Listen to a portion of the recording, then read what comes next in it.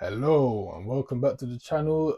Today we've got a new video. We're going to be looking at Chelsea target Jorrel Hato. He's an 18-year-old left back, plays for Ajax, very highly rated, been starting for them since he was 16 years old for at least a season, over a season he's been starting. Plays centre back as much as he plays left back. So yeah, man. This is an interesting target for Chelsea. Obviously, their centre back options, left footed centre back options at the moment. Colwill, Badiashile, left back options, Cucurella, and Vega's still there, but he's expected to leave. so I'm assuming they're signing him to be a competition at left back. Yeah, I think that will be his main role this season at least. Yeah. So yeah, man. He's very highly rated. As I said previously. Let's just get straight into this. So me personally, I've watched quite a bit of Hato previously. Good player, aggressive, good defensively. I personally prefer him as a left back at the moment rather than as a centre back. What do you think? I disagree. I think for me, I see him more as a centre back, and Mm. I've been more impressed when I watch him at centre back. I think he's a good left back who can drive. He as a left back on the ball. I think he's good enough.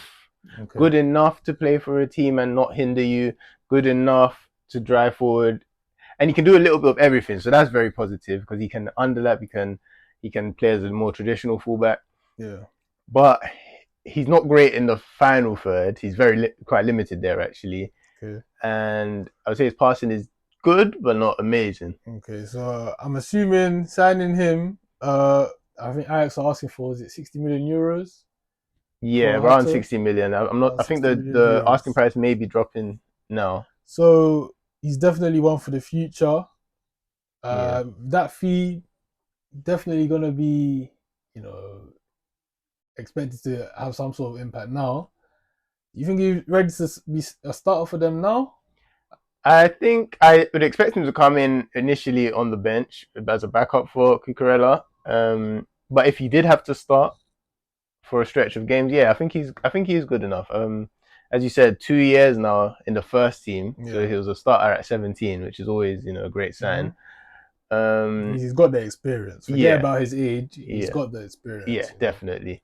And I think he's someone you can trust, and he really suits the way Chelsea have been playing left back Mm, more recently, mm, because in a lot of their games they've had Cucurella playing left back, but he's become part of a back three with yeah.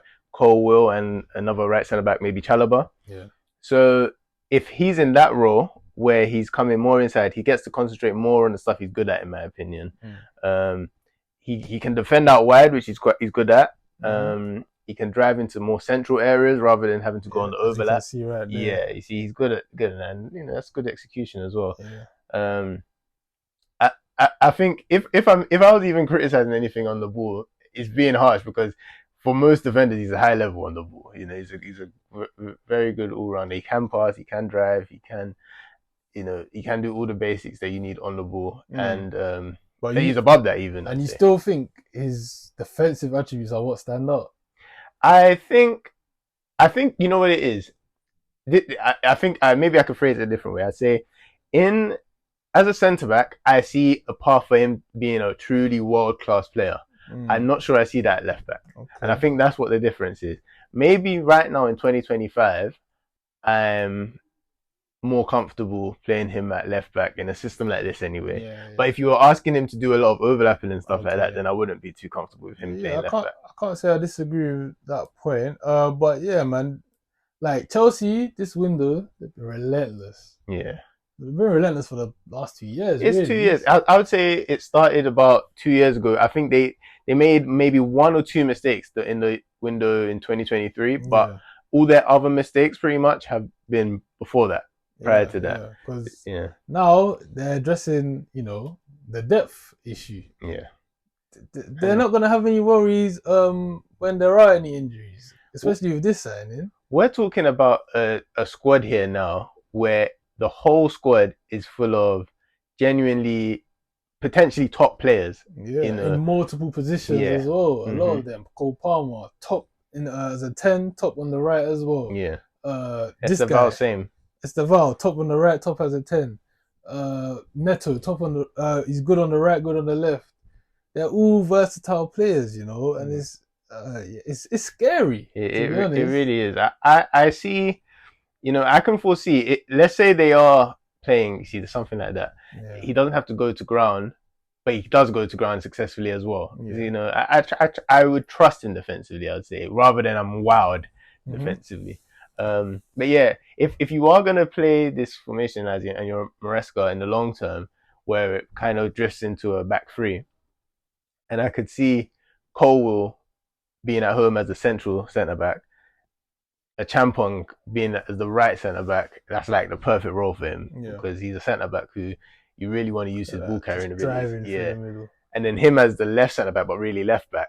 Yeah, That back three in the long term, if I'm thinking about right now, the clearly most experienced and oldest one is Colwell. He's yeah. 22. So it's, if we think about that in 5 years' time or something, that's a pretty incredible back three, back four. You Chelsea, know. man, their transfer policy, I just have to applaud them Yeah. every time because this is exactly how I would want my team to be moving. Yeah.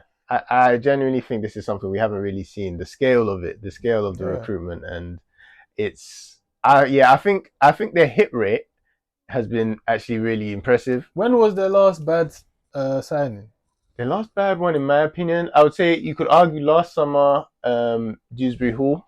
It's just Okay, I would say yeah. it was unnecessary. That It, seemed like a Maresca yeah, Arsenal, you right? know, Because you've managed him the year before. You know he's good enough to be a backup player, so you just like, yeah, let's bring him along. yeah, But they didn't need him necessarily. I mean, he added a bit in the Conference League, so maybe they're not mad. And it's just, I guess for me, I look at it, you maybe you lose money on someone like him. But before that, the summer before, the Sassy was a disastrous okay, yeah, signing. That was truly awful. this Hersey disaster. Yeah, and Very fitting name. You know? I would say Mudryk 6 months before that was even worse. So those are like the real terrible signings. Don't even get me started on Yeah, Mudryk. You know how I feel about Mudryk. Yeah, those are the ones where at the time I'm looking at it and thinking, I just can't see any scenario for success here. Yeah. You know, so those are really bad ones. But apart from you take those out and a couple of youngsters who I thought were a bit unnecessary. Yeah. It's every time I'm looking at the signing and thinking there's no risk here. Or when I say no risk, there's always a risk in terms of injury. But they either become a top player, in my opinion, or they become a player that other teams are going to be desperate to have. Yeah. And meaning their value is going to at least stay the same or probably get higher. And they've been able to do all this, transform their whole squad whilst not losing any money, really. Yeah. Like, it's just such a job well done. It is. This summer, I'd expect them to make a minimum of 150 million in sales, but probably close to 200. And you know what? This isn't a one-off. Next summer, they're going to have 3 or 4 of these players that they just don't need. And teams like at the level of, I don't know, Leipzig, maybe teams that are challenging for the title in Serie A, in France, Spain. These are the types of teams that will see these players as potential key players. Yeah, you know, that's what they have. Like Gwenda's coming next summer. Yeah, so exactly. One of the wingers are gonna have to Exactly. And all their wingers are definitely worth at least 50 million at least, at the very least. You know, you're already seeing someone like Jackson linked with a move, and you know they can sell him at any moment, and it's not a big deal. Exactly. So many, they have too many centre backs.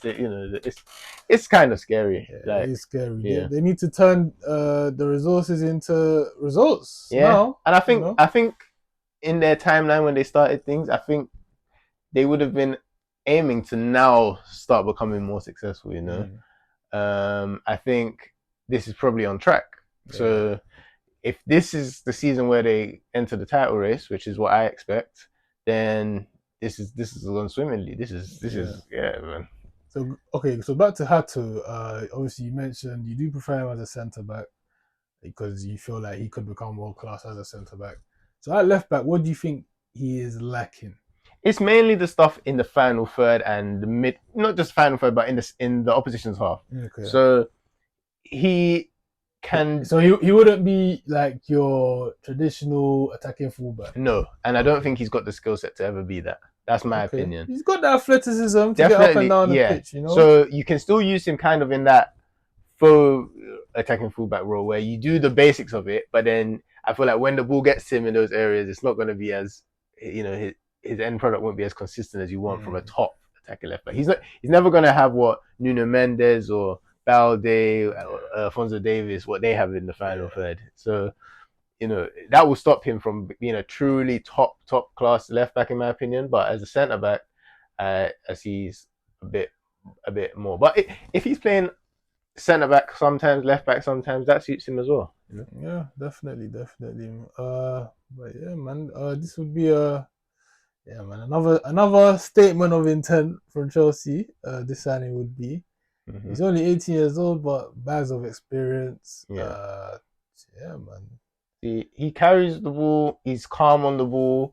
Yeah, That's one thing you can see he's never flustered. No, very rarely flustered. Which as a teenager, that's very impressive. it is. And he's got the different tools in his bag.